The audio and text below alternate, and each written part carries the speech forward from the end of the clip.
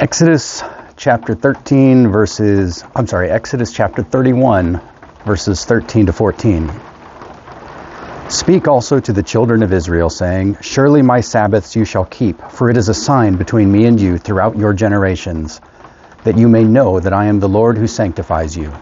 You shall keep the Sabbath, therefore, for it is holy to you. Everyone who profanes it shall surely be put to death, for whoever does any work on it, that person shall be cut off from among his people. Surely my Sabbaths you shall keep. The English Standard Version says, above all, you will keep my Sabbaths. And the penalty is death, or at the very least, banishment. Now, that doesn't mean that you would be killed for doing something accidentally, or maybe forgetting what day it is, or maybe not understanding what work means. That's not the point. The point is rejecting the Sabbath and deliberately disobeying what God has said to do. That's where you get the penalty. But clearly, God is very serious about the Sabbath. Above all, you have all these commandments, but the one that God says, above all, you will keep my Sabbath. But it seems so trivial to us. Why is God so intent on us just taking a day off? You know, there's commandments like, don't murder, don't commit adultery, don't worship idols, although that one's kind of confusing to non-believers. These all seem so much more important than just taking a day off. I mean, Jesus said that the Sabbath was made for man, not man for the Sabbath, so don't we have the option to take the day off? If it works for us to do it, great. If it doesn't, you know, it's better for me if I work on that day and take some other day off, or maybe if I just work every day. It's just how I'm built. That is not what God said. He said, above all, you'll do this, because I have sanctified you.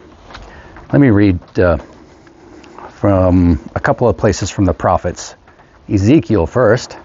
You'll forgive my shaking here as I turn the pages. It's a little bit chilly out. So Ezekiel chapter 20, starting in verse 18.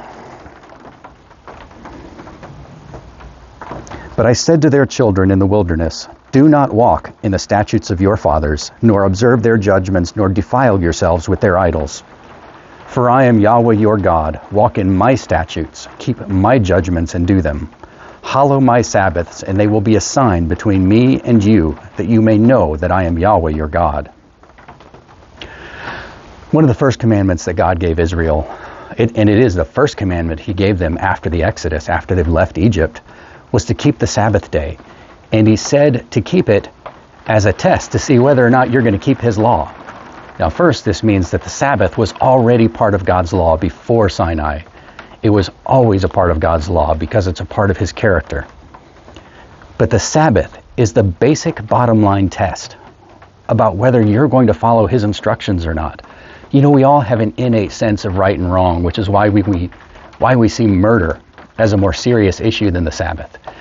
And in a sense it is, because it is built into our genes. We all know from the day we're born that hurting other people is wrong. And you really have to suppress that over time to ruin your conscience on matters like that. The Sabbath is different because it's a revealed commandment. There's nothing in nature, nothing about how we interact with each other, how we want to be treated by other people, that would teach us about the Sabbath. Except, you know, we all like a break now and then. God had to tell us to rest on the seventh day. But because it's one of the few commandments, maybe the only commandment, that can't be worked out from natural law, it's the one commandment that really matters to God, that is the test between whether you're going to keep his commandments or not keep his commandments. Let me read to you also from Isaiah. Isaiah chapter 56, starting in verse 3. Do not let the son of the foreigner who has joined himself to Yahweh speak, saying, Yahweh has utterly separated me from his people, nor let the eunuch say, here I am, a dry tree. For thus says Yahweh to the eunuchs who keep my Sabbaths, and choose what pleases me, and hold fast my covenant. Even to them I will give in my house and within my walls a place and a name, better than that of sons and daughters. I will give them an everlasting name that shall never be cut off. Also the sons of the foreigner who join themselves to Yahweh and serve him, and to love the name of Yahweh to be his servants, everyone who keeps from defiling the Sabbath and holds fast my covenant, even them I will bring to my holy mountain and make them joyful in my house of prayer. Their burnt offerings and their sacrifices will be accepted on my altar, for my house shall be called a house of prayer for all nations. When you move from pagan idol worship to the worship of the God of Abraham, Isaac, and Jacob, when you join yourself to the covenant that he made with Jacob and Israel, and remember, the new covenant is only made with the houses of Judah and the house of Israel. There is no new covenant made with Gentile nations. There is no church outside of the people of Israel. We are grafted into Israel, not the other way around. And that's the only way that we can have any part in the covenant with Abraham or the covenant with Judah and Israel, even the new covenant, only through becoming part of Israel. God separates us out from the nations. He sanctifies us. He makes us a holy people. And he said in both Exodus and Ezekiel that one of the primary purposes of the Sabbath is to demonstrate how we are set apart from the other nations. He says, you will sanctify, set apart the Sabbath day, because I have set apart you. So if you believe that God has set you apart, whether you're a Jew or a Gentile, as Isaiah makes clear, the Gentiles are to keep the Sabbath too.